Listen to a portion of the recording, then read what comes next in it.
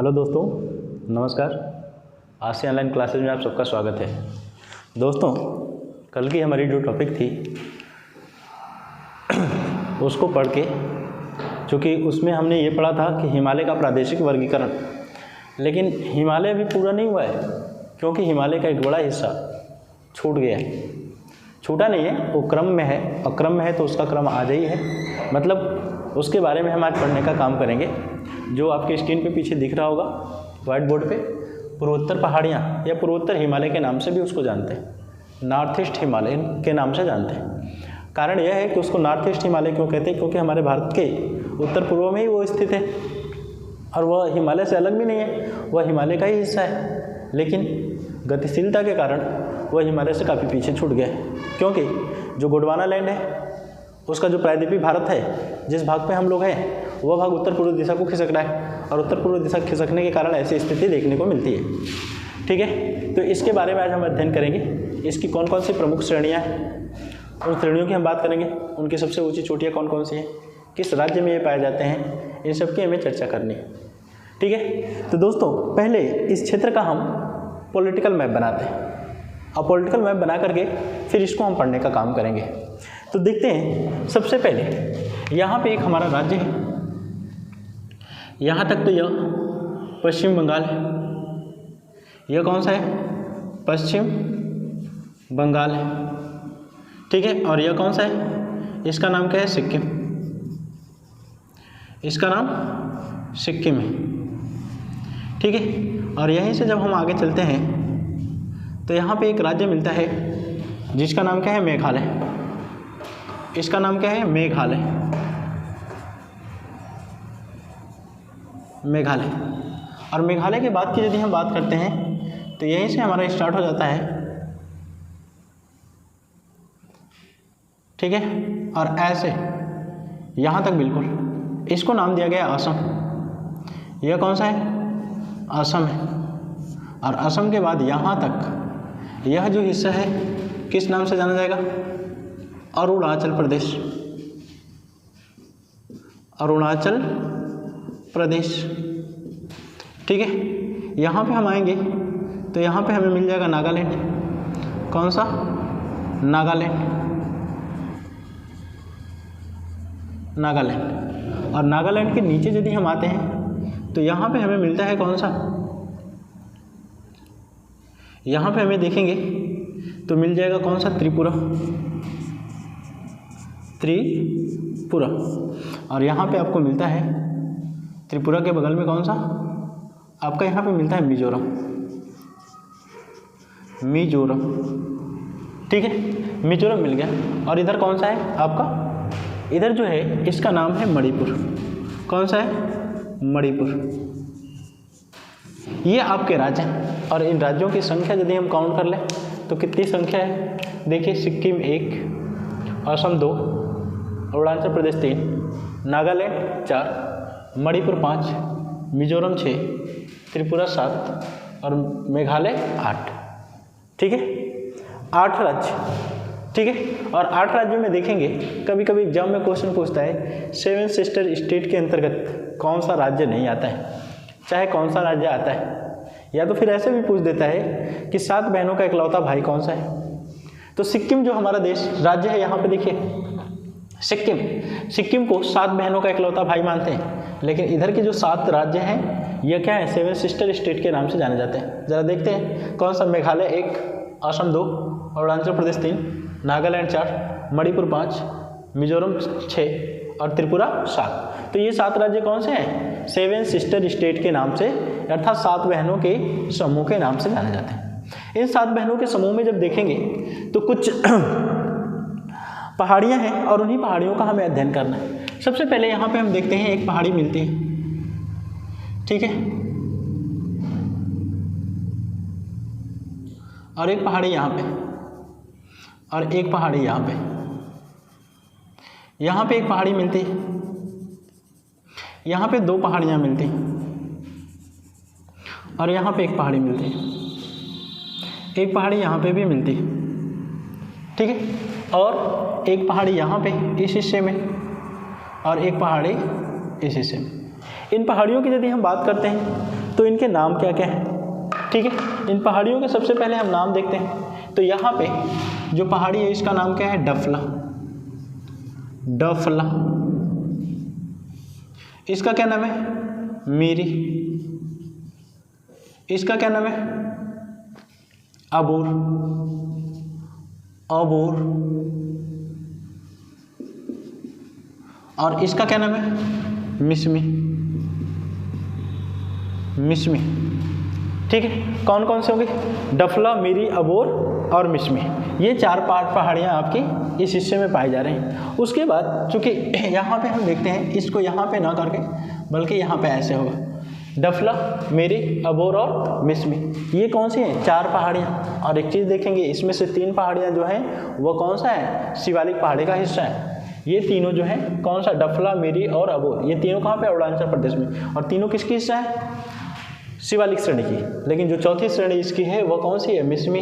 और यह पूर्वोत्तर पहाड़ी आ जाती है, पूर्वोत्तर भारत की पहाड़ी के अंतर्गत आती है। जो पहाड़ियाँ क्या करती हैं, म्यांमार के साथ सीमा बनाती है भारत की, ठीक है। तो यह मिसमी हो जा रही है। इसका नाम है, इस पहाड़ी का जो नाम है, इसका नाम है आपका पटकोई बम। पटकोई ब्रह्म, या कहीं कहीं पटकोई ब्रूम श्रेणी दे देता, पटकोई ब्रूम श्रेणी। दूसरे की यदि हम बात करते हैं तो इसको हम कहते हैं नागा पहाड़ी। इसका नाम क्या है, नागा पहाड़ी, ठीक है। इसका नाम है नागा पहाड़ी। इसका नाम जो है, इसका मणिपुर राज्य की राजधानी की यदि बात की जाए तो इसकी राजधानी कहाँ पे है, मणिपुर राज्य की राजधानी के हिसाब से चलते हैं तो कोहिमा पहाड़ी। कौन सी, कोहिमा पहाड़ी। और इसका कोहिमा के बगल में एक और पहाड़ी मिलती है जिसका नाम क्या है, लैगा टोल पहाड़ी।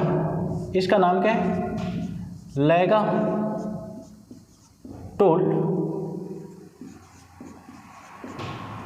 टोल पहाड़ी, ठीक है। और यहाँ पे आते हैं तो इसका नाम क्या है, मिजो पहाड़ी। मिजो पहाड़ी, ठीक है दोस्तों। ये महत्वपूर्ण हमारी पूर्वोत्तर भारत की पहाड़ियाँ हैं। और ये पूर्वोत्तर भारत की पहाड़ियाँ जो हैं भारत का म्यांमार के साथ सीमा निर्धारित करने का काम करती हैं।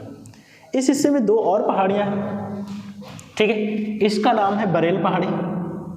कौन सी, बरेल पहाड़ी, ठीक है। और एक जो और बच रही है उसका नाम जो है देखिए, इसका नाम अभी मेरे दिमाग से निकल रहा है, यदि आ जा रहा है तो मैं बता दूंगा। अब देखते हैं, ये पटकोई ब्रूम जो है वो पूर्वोत्तर भारत में। उसके बाद नागालैंड में नागा पहाड़ी, मणिपुर में 2 है, कौन सा, लैगा टोल और कोहिमा पहाड़ी। और मिजोरम में एक पहाड़ी है जिसको किस नाम से हम जानते हैं, मिजो पहाड़ी के नाम से जानते हैं।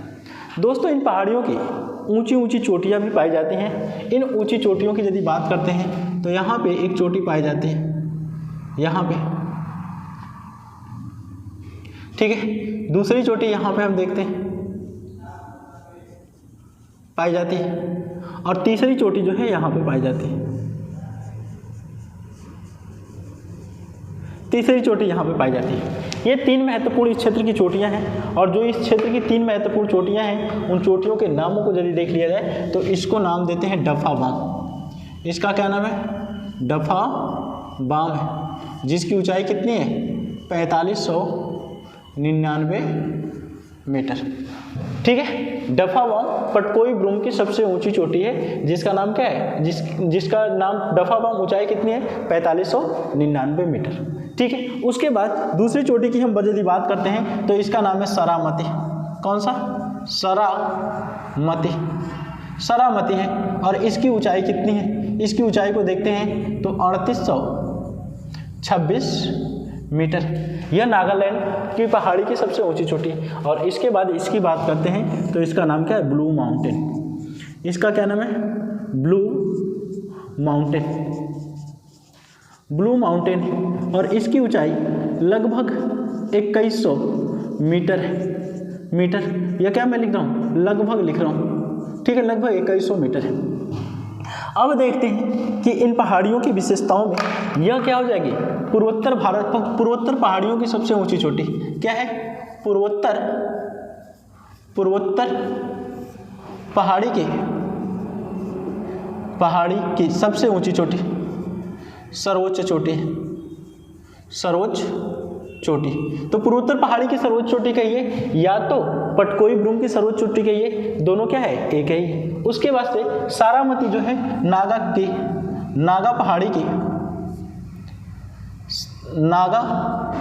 पहाड़ी की सर्वोच्च चोटी, सर्वोच्च चोटी। उसके बाद यदि हम ब्लू माउंटेन की बात करते हैं तो मिजो पहाड़ी की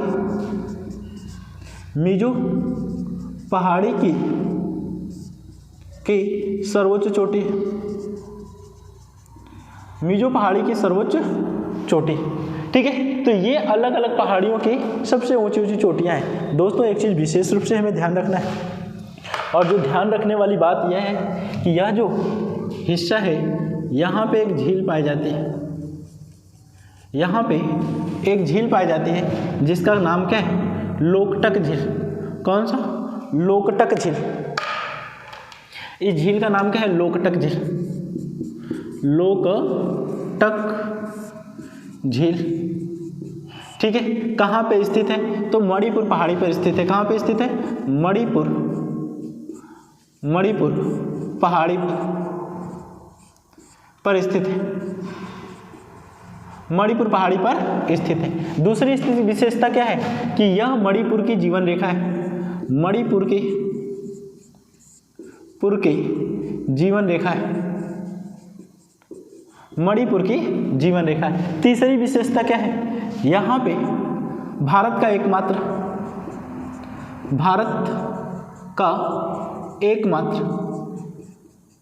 तैरता हुआ राष्ट्रीय पार्क,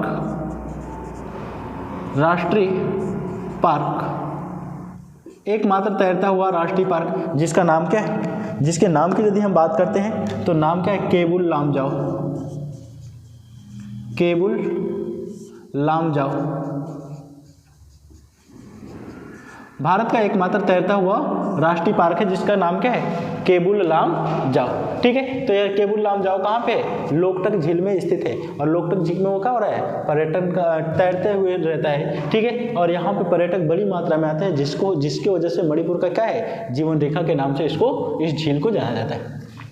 उसके बाद दोस्तों हम थोड़ा सा आगे आते हैं तो इसका नाम है त्रिपुरा पहाड़ियाँ। क्या नाम है, त्रिपुरा पहाड़ी। लेकिन सबसे मज़ेदार बात यह है कि यहाँ पे देखेंगे कुछ और पहाड़ियाँ भी पाई जाती हैं, और कुछ और पहाड़ियाँ पाई जाती हैं तो उन पहाड़ियों में देखेंगे यहाँ पे एक पहाड़ी पाई जाती है जिसका नाम क्या है, गारो। यहाँ पे एक पहाड़ी पाई जाती है जिसका नाम क्या है, खासी। और यहाँ पे एक पहाड़ी पाई जाती है जिसका नाम क्या है, जयंतिया।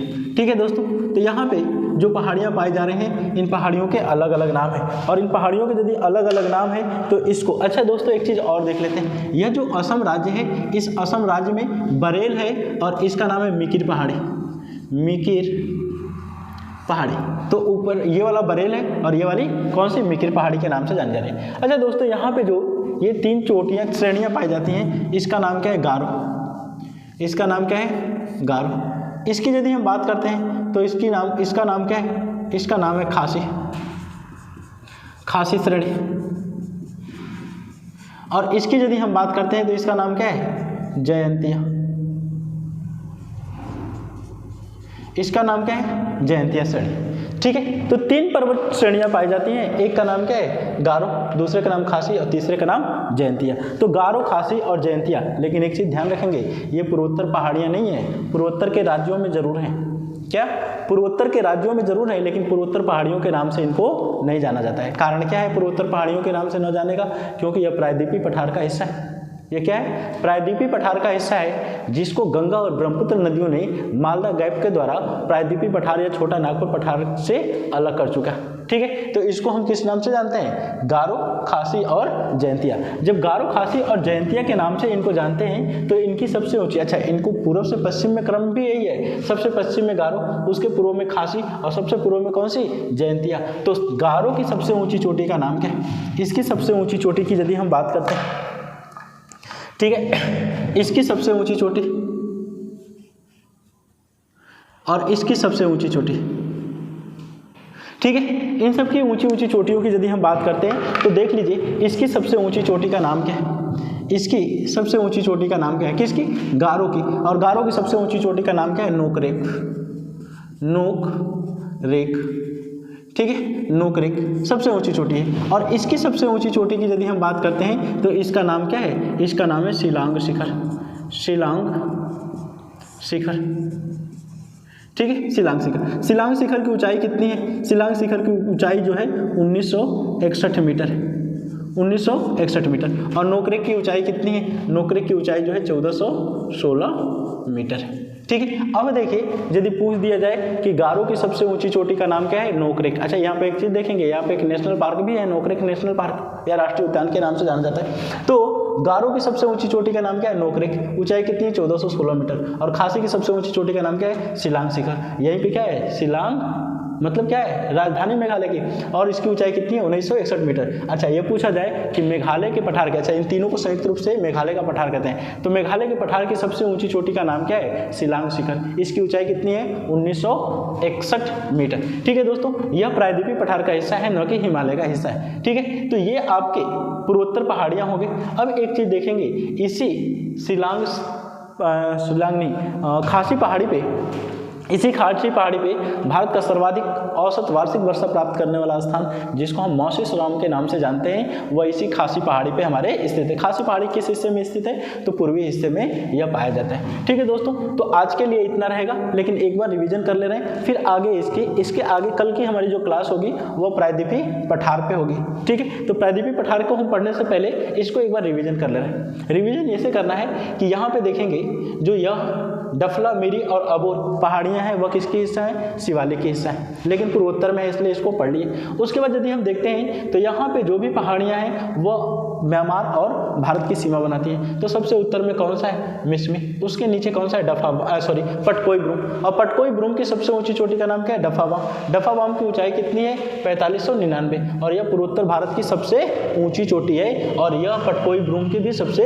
ऊंची चोटी है। उसके नीचे आएंगे तो नागालैंड में एक पहाड़ी पाई जाती है जिसको नागा पहाड़ी के नाम से जानते हैं, और नागा पहाड़ी की सबसे ऊंची चोटी का क्या नाम है, सारामती। सारामती की ऊंचाई कितनी है 3826 मीटर। यह नागा पहाड़ी की सबसे ऊंची चोटी या नागालैंड की ही सबसे ऊंची चोटी के नाम से जानी जाती है। उसके बाद मणिपुर में आते हैं तो मणिपुर में दो पहाड़ियां पाई जाती हैं, एक को कोहिमा पहाड़ी या तो मणिपुर पहाड़ी के नाम से जानते हैं, और दूसरा कौन सा है, लैगा टोल पहाड़ी, लैगा टाल या लैगा टोल, यहाँ पे मैं लिख दे रहा हूँ, लैगा टोल पहाड़ी के नाम से जानी जाती है। जो लैगा टोल पहाड़ी है तो दो पहाड़ियां हो गई। अब देखेंगे जो मणिपुर या कोहिमा पहाड़ी है, इस पहाड़ी पर स्थित एक झील है जिसका नाम क्या है, लोकटक झील, और लोकटक झील जो है मणिपुर की जीवन रेखा के नाम से जानी जाती है। कारण क्या है, कारण यह है कि यहाँ पे पर्वतीय क्षेत्र है, और दर्शन करने मतलब भ्रमण करने या तो क्या करते हैं, टूर पे लोग बड़े पैमाने पे आते हैं, और जब टूर पे लोग बड़े पैमाने पे आते हैं तो वहाँ से उनको पैसे मिलते हैं। और इसी में एक तैरता हुआ पार्क है जो भारत का एकमात्र तैरता हुआ राष्ट्रीय पार्क है, जिसको किस नाम से जानते हैं, केबुल लामजाओ। देखिए यहाँ पे केबुल लामजाओ के नाम से जानते हैं। यह भारत का एकमात्र तैरता हुआ पार्क है जो किसमें है, लोकटक झील में स्थित है।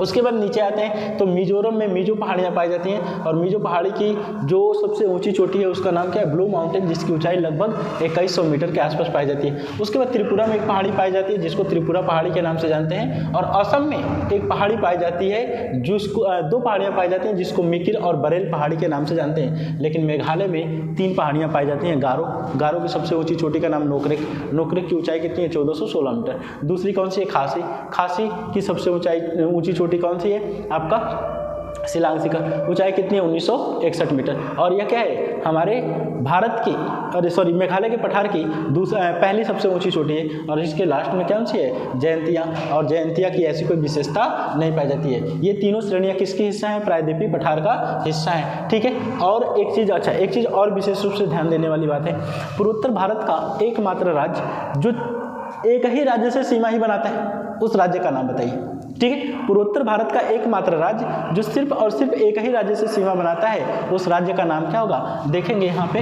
असम। असम जो है भारत के सिर्फ मात्र सॉरी यहाँ पे देखिए असम नहीं, जो मेघालय हमारा है, मेघालय यहाँ पे देखिए, मेघालय वो क्या कर रहा है, एक ही राज्य से सीमा ही बना रहा है। देखिए मेघालय के उत्तर में असम और पूर्व में भी असम, इसलिए पूर्वोत्तर भारत का वह कौन सा राज्य है जो सिर्फ एक राज्य से सीमा बनाता है, ठीक है, तो वह कौन सा होगा, मेघालय। लेकिन दूसरा क्वेश्चन यहीं से बन जाता है कि वह कौन सा राज्य है जो पूर्वोत्तर भारत के सभी राज्यों के साथ सीमा बनाता है, तो पूर्वोत्तर भारत के सभी राज्यों के साथ सीमा बनाने वाला राज्य कौन सा हो जाएगा, असम। यह सभी से बना रहा है। देखेंगे यहाँ पे किससे बना रहे हैं, अरुणाचल प्रदेश से, नागालैंड से, मणिपुर से, ठीक है। ये मिजोरम से भी थोड़ा सा हिस्सा इस सीमा में बनाता है, इसको मैं गलत बना दिया हूँ, ये ऐसे होना चाहिए, ठीक है, ऐसे होना चाहिए। तो यह किससे बना रहा है, मिजोरम से भी बना रहा है और त्रिपुरा से भी बनाने का काम कर रहा है। तो दक्षिणी भारत का पूर्वोत्तर भारत का असम जो है सभी राज्यों के साथ सीमा बनाता है, लेकिन मेघालय यदि है सिर्फ एक राज्य के साथ सीमा बनाने का काम कर रहा है, ठीक है। दोस्तों आज के लिए इतना ही।